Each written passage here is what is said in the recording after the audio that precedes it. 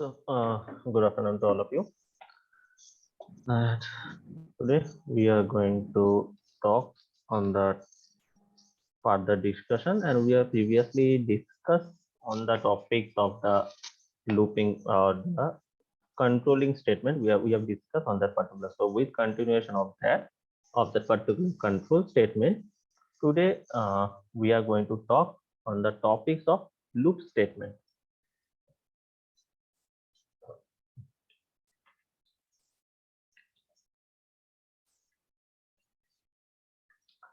So in this part, in the context of this looping statement that we are going to talk about, the thing, what are the loops? We have a basic idea from the past of the C programming and those. So just a quick session, quick repetition of this looping statement, how it actually works. So similar to our C and other programming language in object-oriented programming, and moreover, we are talking on Java. Actually, the Java has also the concept of this looping statement, right? So why we need this loops, or what is the role of this looping condition? Why we need this looping conditional statement, right?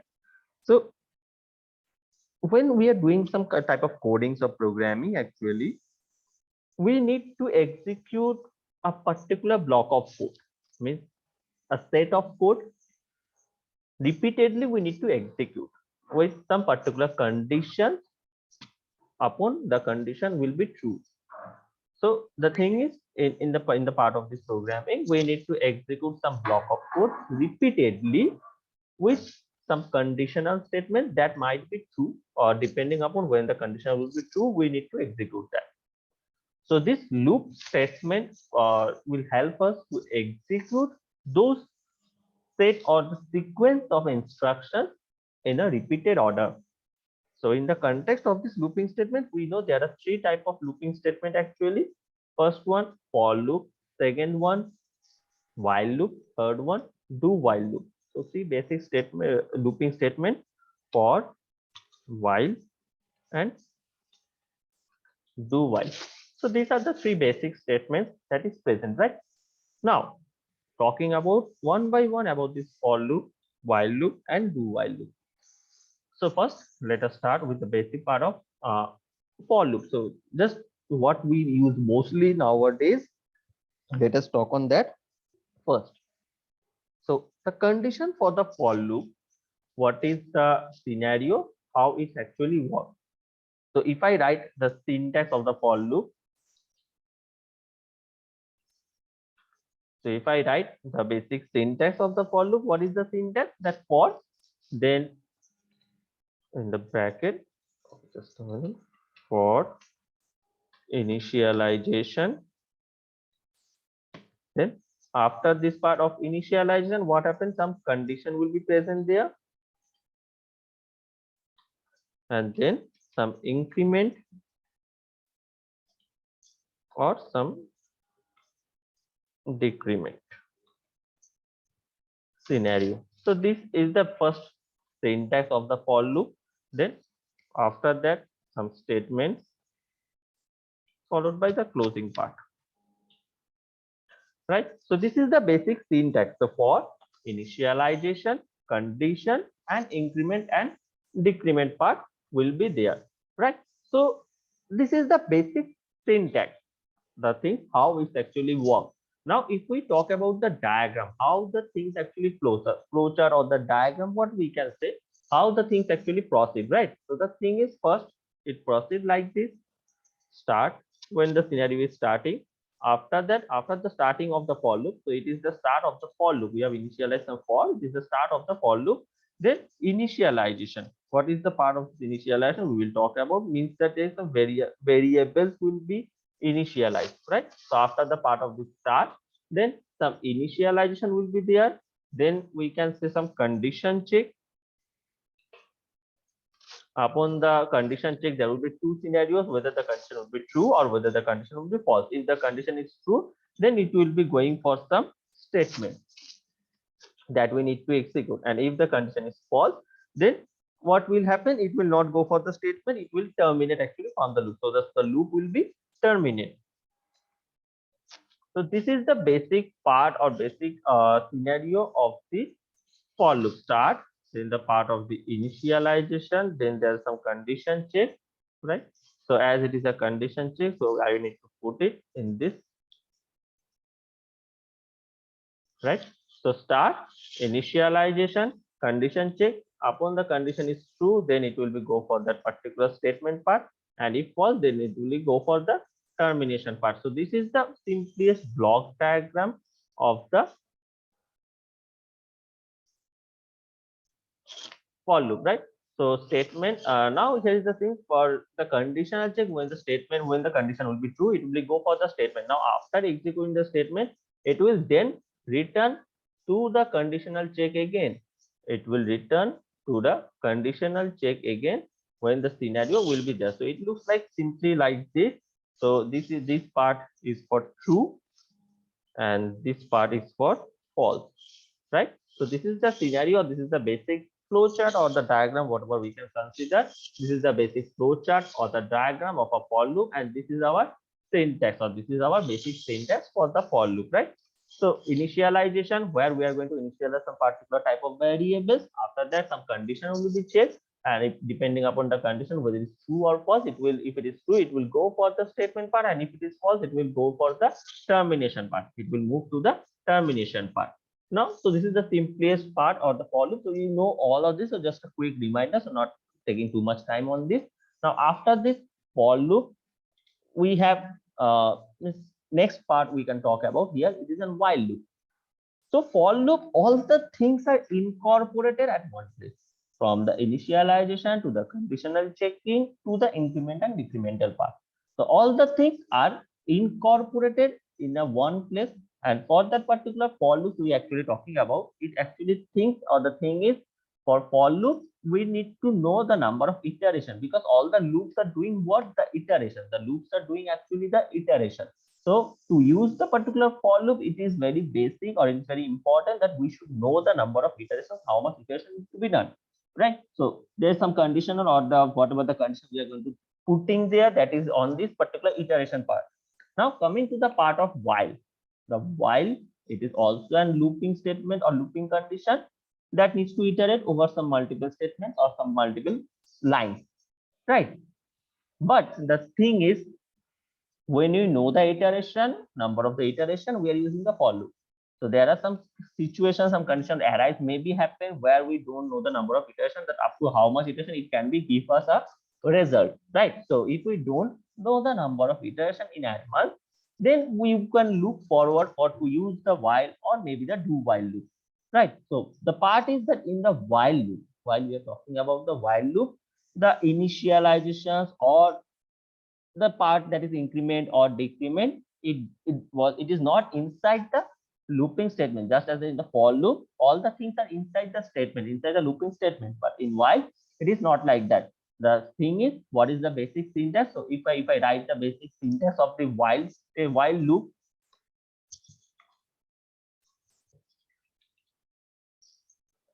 while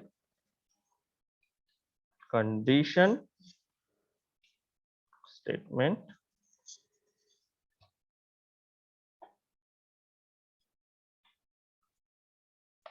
So this is the simplest part, that to write a syntax of the while loop, the while condition and the looping statement. Now, and the diagram, if I talk about the diagram, just a specific scenario that start when it will be starting the looping, it will go for the condition, checking the condition true, it will go for the statement. If the condition is false, it will go for the termination part. This is the simplest part of the while loop. And for the next part, there is another one more thing that is called do while loop. That is where what happened in do while loop, that in while loop, first it will check the conditions and then it will go for the statement. But what happened in do while loop, that it doesn't check the condition for first time. So the first thing in do while condition, first it will run the statement, whatever the statements is there, it will run the statement at least once. It will execute the statement at least once, and then it will go for the condition. So the thing or basic difference is that for do while condition, if I write the syntax for the do while condition, the do, then it comes to the part of the statement. So first thing do, and then the part of the statement, that whatever the statements are there, that will be executed, right? and then it comes to the checking of the condition. Then after that, the condition was checked here. So means the loop will iterate at least for one time in the do while condition. The statement in the looping condition of the do while statement, the loop will be executed without checking the condition for at least one time, and then it will go for the condition. So what happened in this particular do while looping statement, that if the condition is false, still the statement will be executed at least one time, whereas in while loop it will not. The scenario like this, the condition will be checked and then it will be go for the statement part. So this is the simplest difference of the do and while loop. So the disadvantage of do while loop is that the statement will be executed for at least one time where it is not required, or maybe if the thing is false, if the scenario is false, then it is not actually needed. So do while condition, it is a disadvantage for that particular scenario we can talk about. So the basic of this for loop, while loop and do while loop, whatever the looping conditions or looping control statement are there, that is helping us for the scenario of the controlling the program, of the statement. So loops are now, if we talk, there are some more parts of the for loop, that is some more depth we can talk about into the part of the for loop, that some nested for loop will be there. Means what is the condition, what is nested for loop? Have anyone any idea what is nested for loop? Can anyone tell me what is nested So for it's loop? for loop inside for loop. For loop inside and for loop. So Yes, sir. can you give me an example where you have used the nested for loop scenario? So matrix. Matrix. Okay. The most easier time, if I talk about matrix, okay, that is a correct answer, but most easier time in general, a very easiest example, if I ask anyone,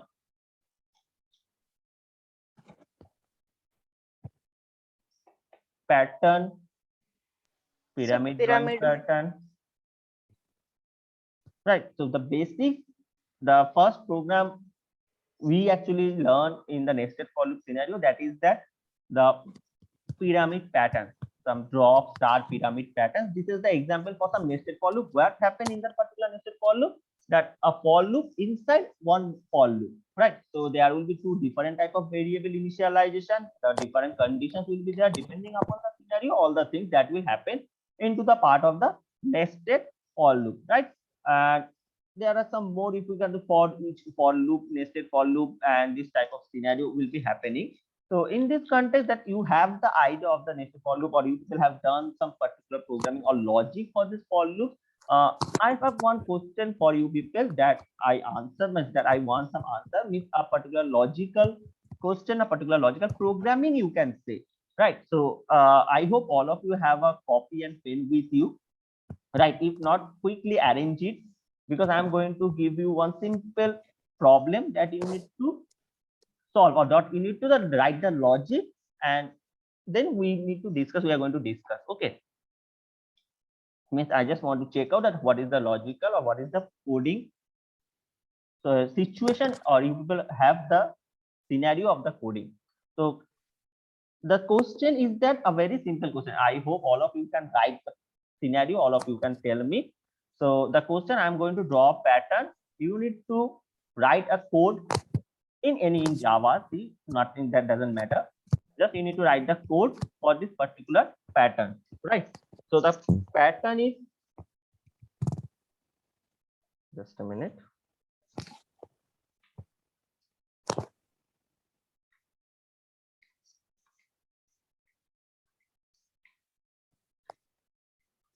So this is the pattern, the simple pattern. This is the particular pattern on which you need to write a program. I need to write the logic. You can choose any language, C, C++, Java, that doesn't bother me.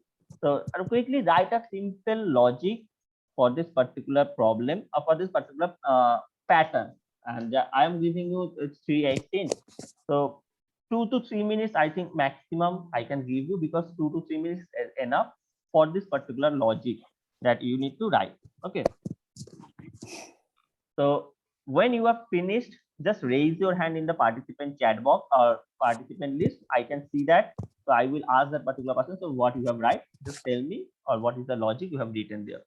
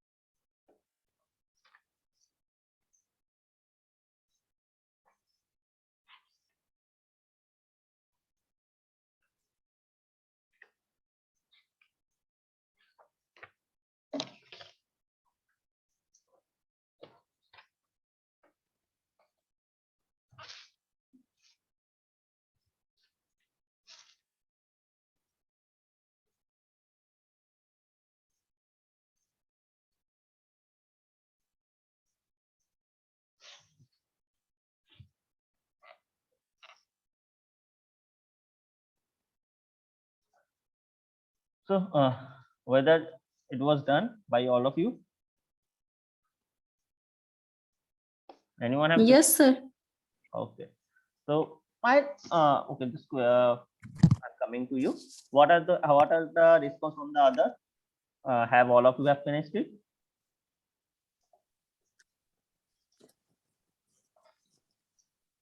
Whether all of you have finished it?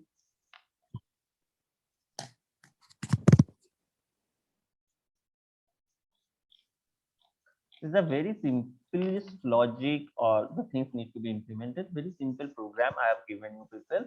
Complete. Okay, fine. So 2% have completed. Okay, so without wasting not much time. So Payal and I think Yes, sir. okay, so Payal and Suraj have done that. Okay, so that's fine. Payal, tell me what logic you have used here. Means what is the for loop condition you have implemented here? Sir, I equals to 1 फिर semicolon Okay. I less than equal to 5 Okay. और फिर I plus plus उसके बाद फिर for loop के अंदर और एक फॉर लूप ये J इक्वल्स टू 1 Okay. फिर J less than equal to I Okay. J plus plus Fine. फिर ये कर्ली ब्रेसेस फिर printf Okay.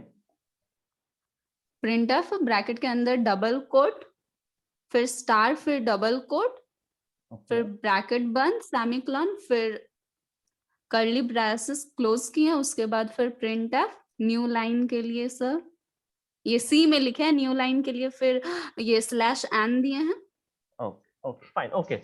I've got it. Okay. So all of you are agreeing whatever she have written here, or whatever the logic was said by her. So I think all of you are agreeing with it. So if anyone not, so they can tell me, or if anyone have done something else, they can tell the answer.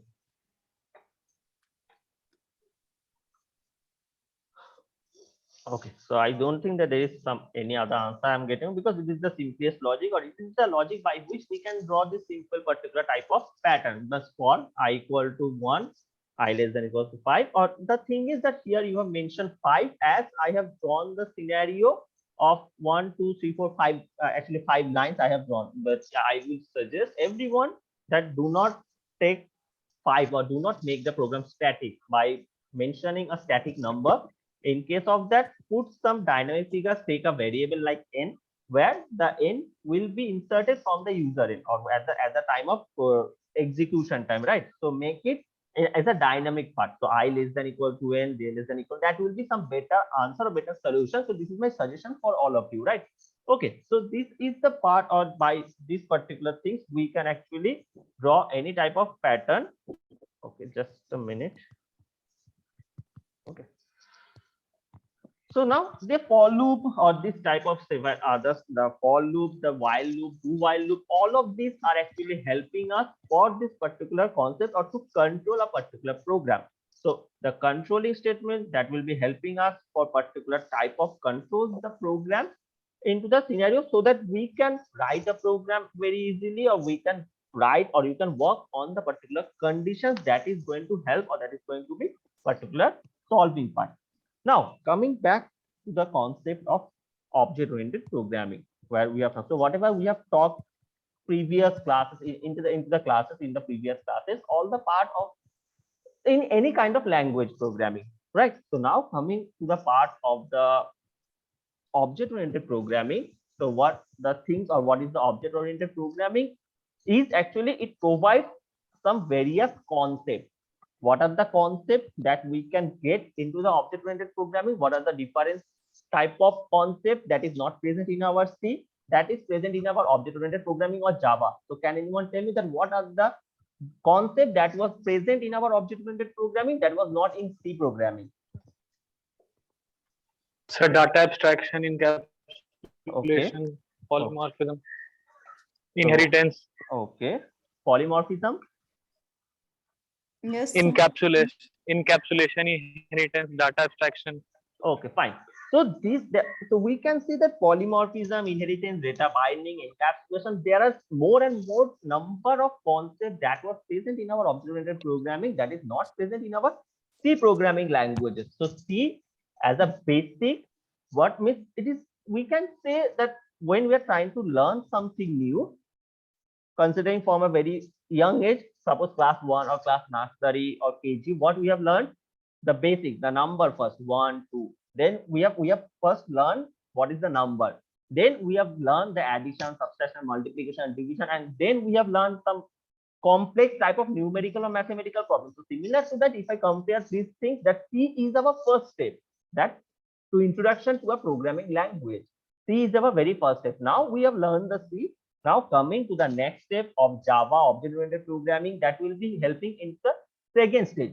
Now we cannot stop in the age of Java and C, because the C Java, it was famous in the earlier stage, but right now with the trending topics or trending technologies going on, the Python or R language, the IoT, the sensors, these are the very important parts in our CSE domain. So we need to learn those also, but to learn that we need to learn these things also.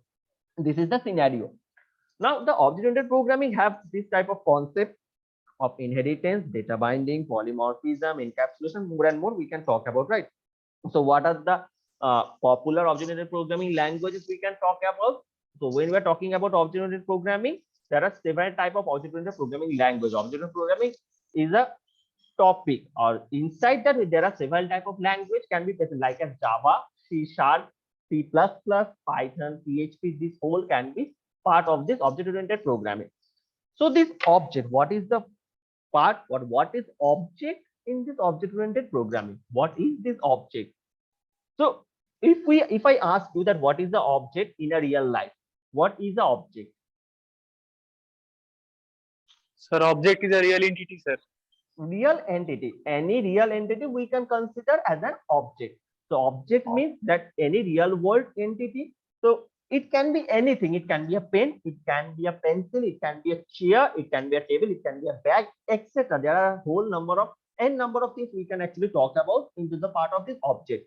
So this object, taking that consideration of the real world entity into the part of a programming. So object-oriented programming, what is that object-oriented programming? It is a method to design a program using some classes and some objects, to build a class with the respect of some objects, and it is a combination of this class and objects, classes and objects. This is the main or the whole concept of this object-oriented programming language. So it simplifies what it actually does, that software development and some concept of the object, class, inheritance, polymorphism, abstraction, encapsulation. This type of things can be the part of this object-oriented programming. So the first step we need to learn that what is object, then the class, then the particular inheritance, polymorphism, abstraction, and at the end we are going to talk about the part of this encapsulation, right? So first thing, object. So what is an object? As you people have said, that object is a real world entity, right? So object. Okay. So object is a real world entity. Fine, no issue. So this entity, the object you have told that it is a world one entity. This entity has a state or a behavior that is known as an object. Now consider a pen. A pen is an object, but there are more classifications of pen, right? So a pen in a single scenario, in a single matter, we can consider a pen as a term of object. So it is object. It can be defined as an instance of an any class. So it means what when we are talking about any object or a term like object, it contains many things. It is just considering the whole thing of any particular. We are not classifying the scenario in with respect to that. We are actually taking it in a single concept of object, the type or the response returned by the object. So the thing is, as I said, a pen is an object, but depending upon the scenario, depending upon the color of the pen, depending upon the brand of the pen, depending upon the uh, length or the width of the nib of the pen. So these are the more instances, more classification or more behavioral talk or more behavioral things of the pen we can talk about. So pen in a single term, this is an object.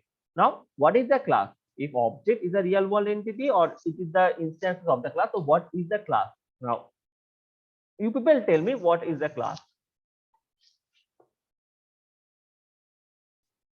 So it is a collection of objects and it does not take space in memory. Okay, any other answer?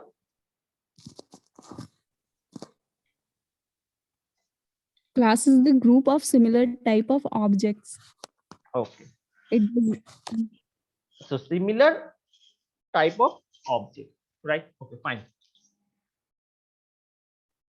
So whatever the class we are taking about, we are going to take, it will be consisting of means several types or similar type of objects. Fine.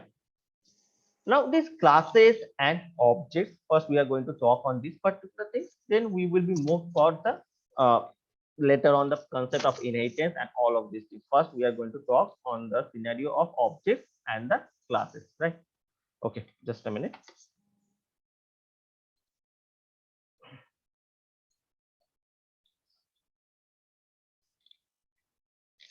Fine. Okay. So what as object and the class we are going to talk. So object, as I said, the entity. So entity has a state and a behavior. So what are the basic three characteristics of an object? If I talk about the basic three characteristic of an object is the state, behavior, and lastly the third one, identity. These are the very three particular characteristics of an object. So what is the state, what is the behavior, and what is the identity? State that represents the value of an object. So state is going to be represent the value of an object. Behavior represent the functionality of an object, and identity that an object by which we can identify a unique, very something unique by which we can identify that particular object.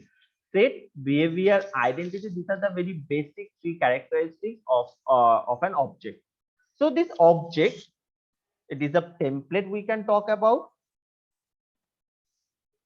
or inside this object it will be some entity that has some state, that has some behavior, and that will be having some instances of a class. And now the class, coming about the part of the class, a class is a group of objects that have some common property. A class is a group of objects that has some common properties. So what are the characteristics that a class contains? The field, method, constructor, block. These are the characteristics that is present inside the part of a class in particular object-oriented programming or Java. So class will be containing some field, method, constructor. This type of particular things will be present into the particular characteristics of the class in particular Java. So what we are going to do a program in Java programming, what is the first step that we need to do? We need to create a class.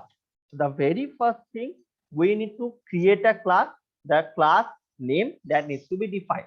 First, the very basic thing that we need to create a class, and then inside the particular class, the class name needs to be defined. And then inside this particular class name, some field, method, these are the things that need to be present, right? So first thing, when you are going to do a program in Java, we need to create a class. Fine. Now, after that, some instant variables will be there that we will going to create inside that particular class. A variable will be there, and some methods will be present for that instance variable. So the variable will be helping us for rest of the parts or rest of the execution of the program. Now this method, the Java the method will like a function or expose the behavior of the object. The code will be whatever the code we are going to run or whatever the things we are going to do. We need to create some class. The very first thing, creating a class, then some particular ID, the variable, the particular things, whatever the scenario we need to create. So as an example, if I write some particular example of object and class in with a particular program, with the help of a particular program, just a minute. First thing, that is class.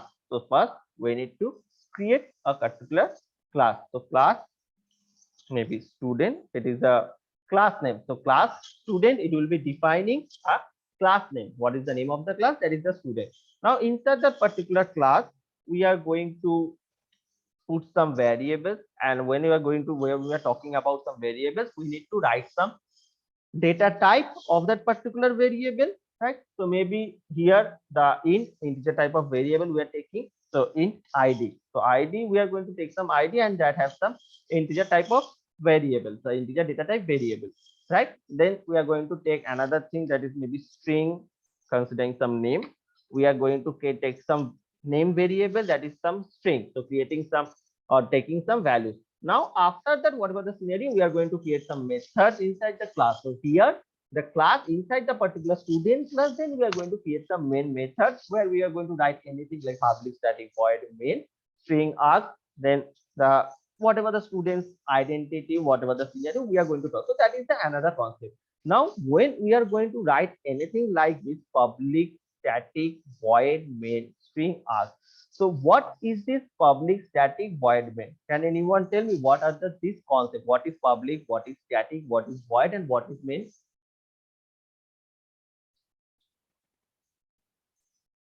Anyone?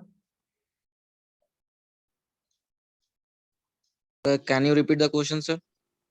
Okay, I am writing something. Public static void main. Right? I have write this particular thing. Public static void main string. So why we write this particular thing in every Java program? Public static void main string arg. What is this public static void main? Sir, it is a main function of Java program, sir. Okay, a main function of Java program. Fine, no issue. So what is this public? What is static? What is void? And what is sir main?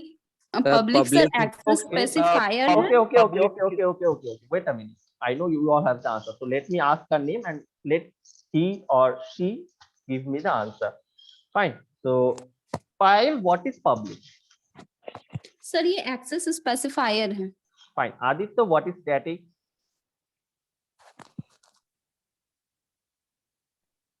Aditya, what is static? Afzal, what is static?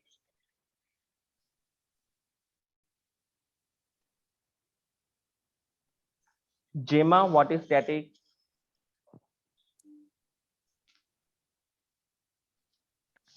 Sir, I think, sir, static is, I think, keyword, sir. Static is a keyword. Okay. So public is the access specifier. Static is keyword. So this answer coming from two students. I am taking the answer. Void. What is void? Kaushal Raj. Sir, void. Five. Not you. I have asked Kaushal. Yes, What is sir. void? Yes, sir. नाम सुना नहीं. So void means इसलिए it doesn't check- have any. Kaushal, are you there? Okay. I Mehnaz. Yes, sir. Okay. Kaushal, what is void? Void function are standalone statement. Okay. Standalone statement. Anyone with any other answer? What is void? So void Sir, it means is it doesn't. Sir, sir void function जो है ये कोई भी value return नहीं करता है.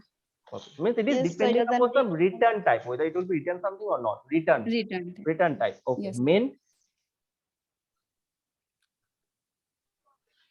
Function है sir. Sir function. Okay. So public Name of the static function. void main. Public is our access specifier. Static is the keyword. Void is some return, whether depending upon returning will there or not. And main is the function or method name. Main method will be there. And string are depending upon there is some array. So it is an array of string type. So in each and every each term here is very important in the case of Java programming, because each and everything will helping us to do or to execute a particular Java program. So soon from this week, we are going to start our labs also. Means the basics of the labs, as the lot of syllabus were not covered yet. So the basics that how we can start a Java programming, how the things will go on, we will do that. And we will see on the Thursday on the lab scenario. Okay. So public static void main string as all of these things are actually very important and helping each other to run a Java program, to do a Java program with no problem or no. So the scenario or the situation can be done very easily. So object, class, public, static, void, main, outside the class, whatever the scenario, all the things will be there so that the programs can be done or the scenario can be there without any problem. So initially is an object inside a particular Java. There are three methods we can talk about how we can initialize any kind of object inside the Java. So there are three steps actually. Okay, first of all, all of you kindly write your names in the chat box for the attendance. So as I see the time is going to be end very quick. So kindly write your names in the chat box so no one can miss their attendance. Okay, so and one more thing, by joining only into the session, okay, you can do that, but when I'm asking something or when I actually called a name, if you are not responding, so that means that you are not present. So you may write your name into the chat box, but the person name I have called here, those who didn't respond, I will mark them as absent. Right. So when actually I ask a name or call out a name, he or she should respond here. So that means that yes, he or she is present here, not by joining only. Fine. Okay, so I hope all of you are going to write your names in the chat box as the time is going to be end very soon. Okay, so we are going to continue the discussion in tomorrow's class from this particular segment where we are going to talk what is the object and the class, how to initialize an object, how the things can be done. So from this particular topic, we are going to continue our discussion in tomorrow from 3 p.m. Okay, fine. So thank you all for joining into the session, listening carefully and have an interactive session. Thank you for all. Thank you joining into the session. Thank you, sir. Thank you, sir.